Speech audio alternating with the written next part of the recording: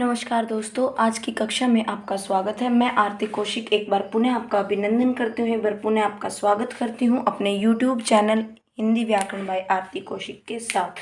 तो चलिए दोस्तों, शुरुआत करते हैं अपने चल रहे टॉपिक के बारे में, विषय के बारे में। तो हमारा विषय चल रहा था क्रिया का, तो उस पर आगे बढ़ते हैं। क्रिया के बारे में हमने पढ़ा था कि उसकी संरचना क्या हुई और उसकी परिभाषा क्या थी। ये बात हम पिछली कक्षा में कर चुके थे। आज हम पढ़ते हैं उसके भेदों के बारे में। देखिए, सबसे पहले हम क्रिया के भेदों के बारे में अगर बात करें तो देखिए, क्रिया के भेदों का वर्गीकरण अगर हम देखें तो सबसे पहले जो क्रिया के भेद का आधार लेंगे वो लेंगे हम किस आधार पर? कर्म के आधार पर। किस आधार पर लेंगे? कर्म के आधार पर। कर्म के आधार पर क्रिया के भेद, जो कि कितने प्रकार के होते हैं? 2 प्रकार के होते हैं। कितने प्रकार के होते हैं? 2। कौन से होते हैं? पहला होता है आपका अकर्मक क्रिया। कौन सा? अकर्मक क्रिया। और दूसरा होता है आपका सकर्मक क्रिया। क्या होता है बच्चों? सकर्मक क्रिया। तो ये पढ़ा हमने सिर्फ क्रिया के भेदों के बारे में कि जो कर्म के आधार पर इनका वर्गीकरण किया गया है वो कितने प्रकार से हुआ? 2 प्रकार से हुआ। कितने प्रकार से? 2 प्रकार से। पहला कौन सा लिया हमने? अकर्मक क्रिया, और दूसरा लिया हमने सकर्मक क्रिया। अब इसके बारे में पढ़ते हैं। देखिए, अगर इनको स्वाभाविक रूप से, शाब्दिक रूप से अगर तोड़ते हैं, अगर इनको स्वाभाविक रूप से तोड़ते हैं तो देखिए, अ प्लस कर्म और ये क्या हो जाएगा? स प्लस कर्म। स प्लस कर्म। तो ये हो गया अकर्मक और सकर्मक के, यानी कि अकर्म और सकर्म। तो ध्यान दीजिए बच्चों, अगर इनको देखो तो अगर यहाँ पर जो उपसर्ग अ और स लगाए गए हैं, अ का अर्थ होता है नहीं। क्या अर्थ होता है? नहीं। और स का अगर देखें तो साथ या सहित। साथ या सहित। इन जो उपसर्ग हमने यूज करे हैं, उपसर्ग का जो हम प्रयोग कर रहे हैं, उनका अर्थ यह निकलता है। तो इसके आधार पर क्या अर्थ निकला? इसका तो हो जाएगा कर्म रहित या कर्म के बिना। यहाँ पर हो जाएगा कर्म सहित या कर्म के साथ। अब आगे देखिए, हमने जब पीछे अपना विशेषण किया तो उसमें हमने विधेय विशेषण और उद्देश्य विशेषण किया था। तो उसमें भी हमने शब्द को, वाक्यों को जोड़कर देखा था। तो जो वाक्य का हमारा कर्म बन रहा था वो क्या बना था? कर्ता प्लस कर्म प्लस में क्रिया। अब देखिए, बात यहाँ पर कर्म की हो रही है, कर्म के साथ। तो देखिए, वाक्य में कर्ता, कर्म और क्रिया तीनों की बात की गई है। किसकी बात की गई है? कर्ता, कर्म और क्रिया। अगर क्रिया का प्रभाव कर्ता पर पड़ता है, अगर यहाँ से कर्म को हटा दिया जाए तो यहाँ पर कर्ता का, क्रिया का प्रभाव किस पर पड़ेगा? कर्म पर। अगर यहाँ पर कर्म है तो क्रिया का प्रभाव किस पर पड़ेगा? कर्म पर। अगर क्रिया का प्रभाव, अगर क्रिया का प्रभाव, क्रिया का प्रभाव किस पर पड़ता है?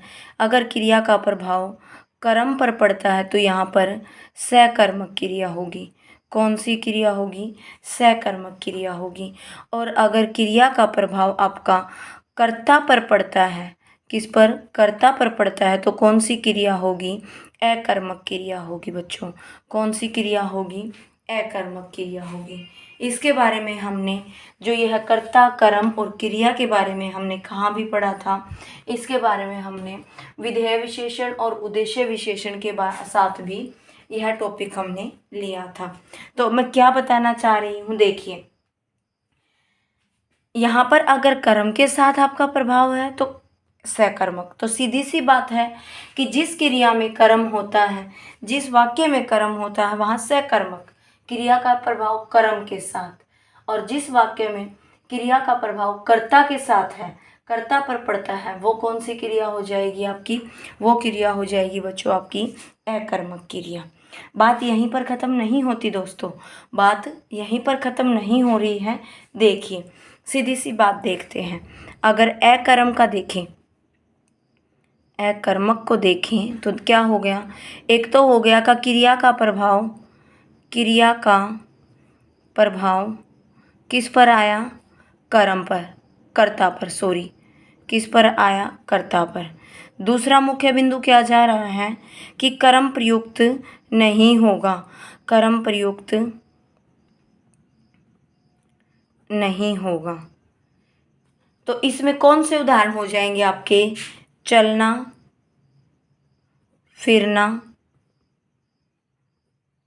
उड़ना, उठना, ये सब आपके किस में जाएंगे, ये सब उदाहरण आपके जाएंगे किस में, ये सब उदाहरण आपके अकर्मक क्रिया में। जैसे राम चलता है, राम पक्षी उड़ता है, वह उठता है, जो भी ये उदाहरण है ये किस में जाएंगे, आपके अकर्मक में। बात करें अगर सकर्मक की, किसकी, सकर्मक की, तो पहला पॉइंट क्या जाएगा, पहला मुख्य बिंदु क्या रहेगा कि क्रिया का प्रभाव किस पर पड़ेगा, क्रिया का प्रभाव पड़ेगा बच्चों कर्म पर। दूसरा बिंदु क्या होगा कि कर्म प्रयुक्त होगा, क्या होगा, कर्म प्रयुक्त होगा।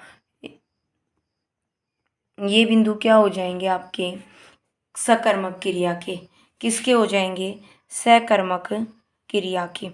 यहाँ पर बात खत्म नहीं होती, बात यहीं पर खत्म नहीं होती, आगे देखिए। अब देखिए सकर्मक क्रिया में कौन से उदाहरण आ जाएंगे आपके, लिखना, पढ़ना, खाना, पीना, ये आपके किस में आ जाएंगे, सकर्मक क्रिया में आ जाएंगे। किस में आ जाएंगे, सकर्मक क्रिया में आ जाएंगे। किस प्रकार आएंगे, ध्यान से देखिए। बड़ा ही सुंदर उदाहरण दिया जाता है आपकी पुस्तकों में। क्या, एक तो दे दिया जाता है कि क्या पेड़ से पत्ता गिरता है, क्या उदाहरण दे दिया, पेड़ से पत्ता गिरता है।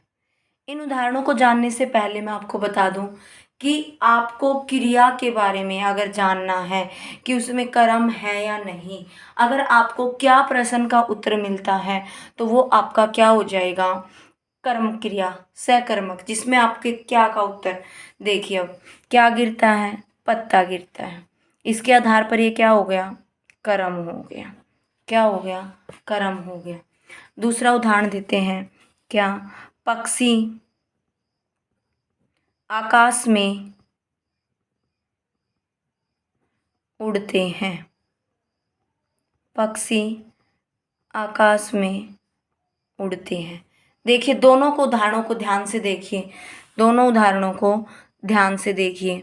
क्या है, पेड़ से पत्ता गिरता है, पेड़ से पत्ता गिरता है, और दूसरा लिया हमने पक्षी आकाश में उड़ते हैं। ध्यान दीजिएगा, पक्षी आकाश में उड़ते हैं, उड़ता पक्षी, आकाश में क्या उड़ते हैं, पक्षी उड़ते हैं, पेड़ से क्या गिरता है, पत्ता गिरता है। तो देखिए किसी भी वाक्य में काम को करने वाला कौन होता है, काम को करने वाला आपका कर्ता कहलाता है। ध्यान से सुनिए, पेड़ से पत्ता गिरता है, गिरता कौन है, पत्ता, यानी काम कौन कर रहा है, पत्ता कर रहा है, तो इसके आधार पर ये क्या हो गया, कर्ता। लेकिन थोड़ी देर पहले हमने क्या माना था, इसको कर्म माना था, ये कर्ता भी हो गया और कर्म भी हो गया। अब पेड़ से पत्ता, कारक का उदाहरण होता है अधिकरण कारक, कौन सा, अधिकरण कारक। ध्यान दीजिएगा, अगर ये अधिकरण कारक है, ये कर्ता है आपका, और ये आपकी क्रिया हो गई, क्या हो गई, क्रिया हो गई, तो यहाँ पर कर्म कहाँ है, कर्म कहाँ है, इस वाक्य में कोई कर्म नहीं है।